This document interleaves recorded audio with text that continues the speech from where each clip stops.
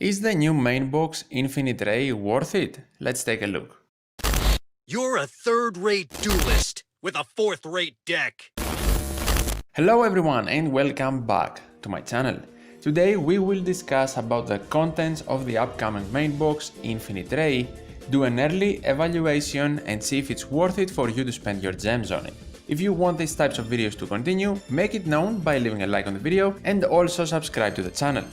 Let's now get to the last box of 2020, Infinite Ray, put it under the spotlight and see a quick overview of it. It contains Constellar, Hieratic support, Tellar Knight support, some more Noble Knight support, introduces Star Seraph, Digital Bug and has of course generic XZ support along with some other random stuff. Constellars finally get some decent support.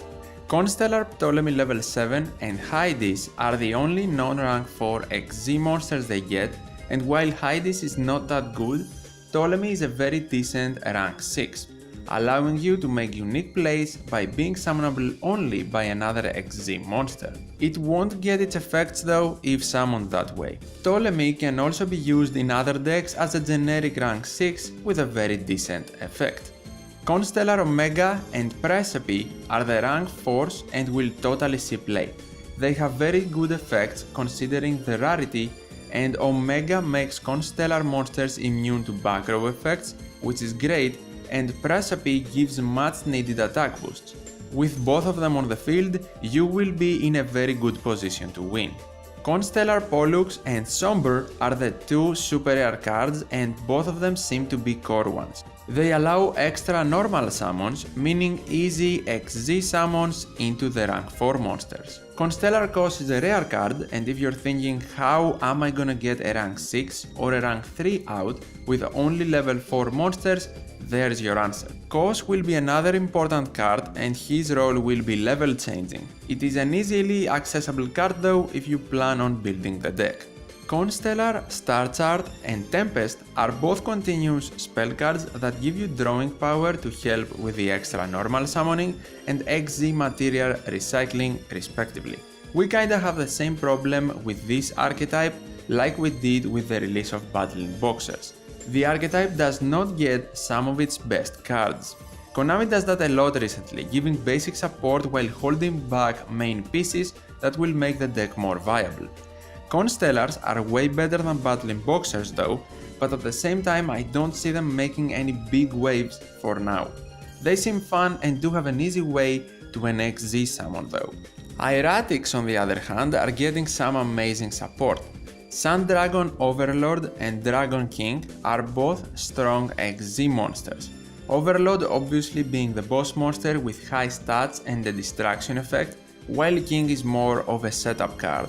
Seal of Convocation is a pretty straightforward searching card that reminds me of Fossil Dig but with no level restriction. The only bad thing here is that it is a UR card, so you'll need to get lucky or dig through the box for multiple copies of it. Dragon of Tefnut concludes the high rarity cards and has a Cyber Dragon-like effect, being able to be special summoned if you control no monsters but your opponent does, making the deck's plays when going second stronger. Like Dragon King, it can also special summon dragon monsters from your deck, but this one needs to be tributed first. Banishment and Reflection are both simple trap cards but can make some great counterplays. The new support gives Hieratics much needed power, and combined with already existing archetype or dragon cards, they can totally make their presence felt in the current meta. Dark Tellar Knight Battlamius is incredible for Satellar Knights. Delteros needing 3 4-star monsters in order to be summoned made the deck struggle, but now Battlamius not only can be summoned with 2 level 4 monsters, then it can also special summon Delteros using itself as a material, solving one of the deck's main problems. If you play the archetype, definitely grab yourself 1 or 2 copies of this card. I believe it will skyrocket the viability of your deck. Noble Knights got an EX structure deck not long ago, allowing them to revive and join the tier list after a very strong ban list. Now they get even more support and the deck will certainly see a boost. Their XZ monster arsenal becomes wider now with the addition of King Castellan.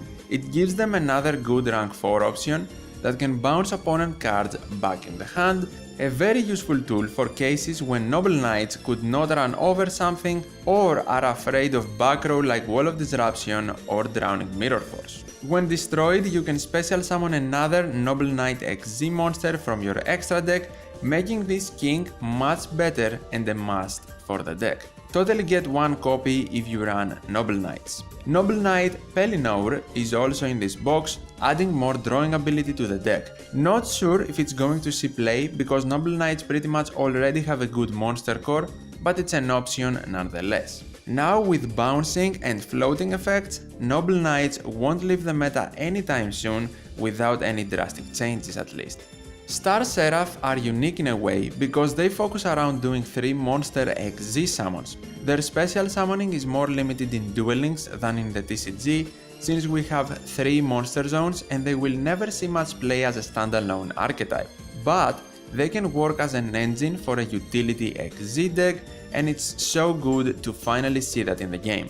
Digital Bugs are the free-to-play XZ strategy of the box, but they are limited to only insect-type monsters and they don't really seem that impressive to me. I doubt they will see much play. Number C39 Utopia Ray is the cover monster of the main box. Majority of them so far have been good one-off cards to take in different decks, but I do not know about this one. Its normal requirement to be summoned is way too costly for what the card actually offers. I think it's here to accompany the main theme of this box, which is XZ floating. This monster does have a floating combo with Utopia, but still doesn't seem that good. Kagetokazi and Rescue Rabbit are the classic ultra rare assist cards. While Kagetokazi is not allowed to be used as a synchro material and is not that amazing, Rescue Rabbit is. It has a good chance to see play and maybe create some new strategies, especially after the release of more stable XZ monsters. Totally has future potential and is a very good card. Levianeer is finally making its official debut, which is nice to see. It will give a chance to Thunder Dragons to fight for their tier list spot and also might see play in other decks. Actually, it might see more play in Hieratics from now on, to be honest. Number 91 Thunder Spark Dragon has a good effect, and since it requires 3 level 4 monsters, it will see play in Tellar Knights as a tech along with Violent Sigma from the last minibox. Gaia Dragon, the Thunder Charger, doesn't have the best of effects, but I think is a very interesting XZ monster because it can be special summoned with different level monsters. It's a win more card or something to help you get another rank 7 XZ on the field. Like in the last box, we again get 2 super rare trap cards that aren't anything special to open the box for. For the verdict of Infinite Ray, I have to say that I see meta potential in this box. Guaranteed with Noble Knights and possible with Hieratics and Tellar Knights.